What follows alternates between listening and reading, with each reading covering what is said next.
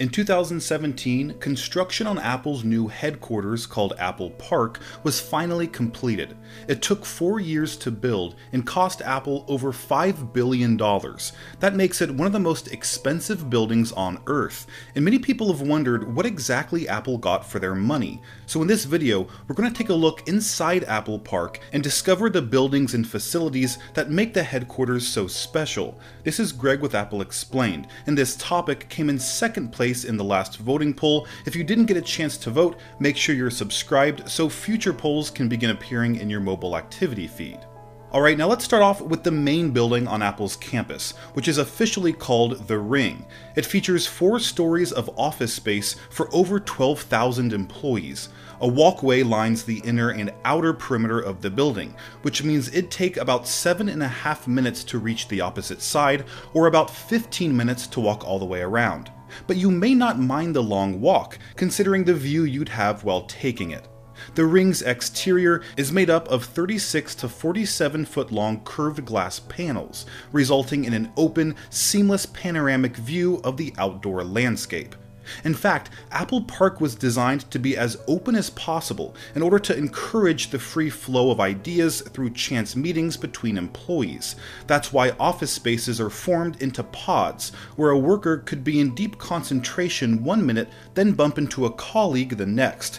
But not everyone was enthusiastic about this approach, with many employees writing in to tech journalist John Gruber criticizing the open floor plan. Even more complained about the glass walls and doors, which were easy to run into when distracted.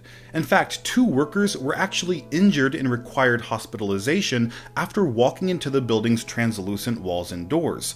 This prompted employees to stick post-it notes on the glass to make sure the obstacles were more noticeable, but they were quickly removed because they distracted from the building's design. Another way the Ring encourages employee interaction is with one big restaurant instead of several small ones located throughout the building. That means employees have to walk further to reach the cafe and increases the likelihood of interactions while eating, since everyone is forced into the same 58,000 square foot eating area. The restaurant itself is called Cafe Max and features 4-story glass sliding doors, the largest in the world, that open to the courtyard on nice days. And to prove just how much Apple cares about every detail, they actually patented their own pizza box that prevents the crust from getting soggy. But there's more to the Ring than meets the eye, because hidden underneath the 4-story behemoth is a 2-story parking garage finished with reflective white tile, domed ceilings, and traffic lights seamlessly integrated into the street signs.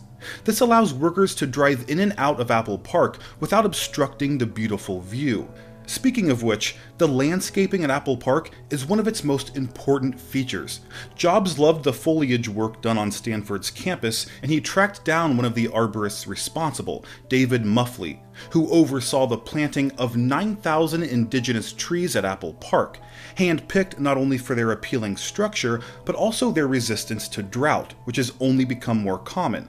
The courtyard area consists of mainly apricot, olive, and apple orchards, plus an herb garden near the cafe.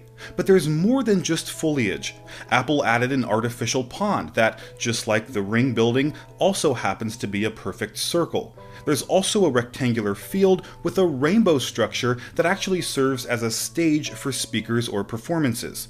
The stage was actually co-designed by Jonathan Ive and Foster & Partners, and it uses the same rainbow colors as the early Apple logo, and features rounded arches that can be fitted with lighting equipment.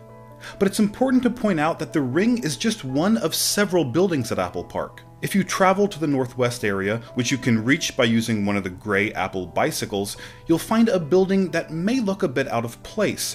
It's called the Glendenning Barn, and it wasn't part of Apple's original plans. The barn was built in 1916 and happened to be on the land Apple purchased for their new headquarters. They wanted to demolish it completely, but it had already been declared a historical site in 2004 by the city of Cupertino. So after some discussion, Apple agreed to keep the barn and use it to store maintenance tools and other landscaping materials. Beside Glendenning Barn is a much larger building that was part of Apple's plans. It's a 100,000 square foot fitness and wellness center, complete with changing rooms, showers, laundry services, group workout rooms, and a 2-story yoga room covered in stone. But not just any stone. Jobs made sure it was sourced from a specific quarry in Kansas and carefully distressed to make it look like the stone from his favorite hotel in Yosemite. Moving further south, you'll find the sports fields, where workers can enjoy a game of basketball or tennis. And even further south is the Apple Park Central Plant, which is attached to the southern parking garage. The central plant houses utility equipment like fuel cells, backup generators, chillers, condenser water storage, hot water storage, an electrical substation, and water and fire pumps, while the parking garage allows for an additional 9,000 spaces for workers, for a total of 14,200 parking spaces at Apple Park. Heading east from the southern garage, you'll find my personal favorite building, the Steve Jobs Theater.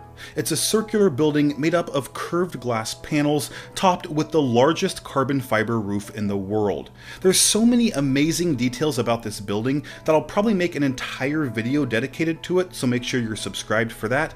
But long story short, the glass panels actually act as support beams for the roof, so no columns are necessary. And if you're wondering where the actual theater is, it's all underground.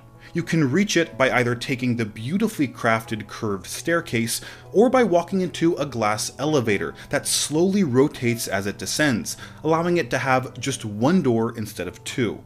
The theater itself holds 921 people, about 3 times more than Apple's previous town hall, while still retaining an intimate feel. And while much of Steve Jobs Theater is underground, it was placed on the highest hillside in all of Apple Park, as a symbolic gesture of respect to the man it was named after. Heading northeast from the theater is the Visitor Center, which is the only part of Apple Park open to the public.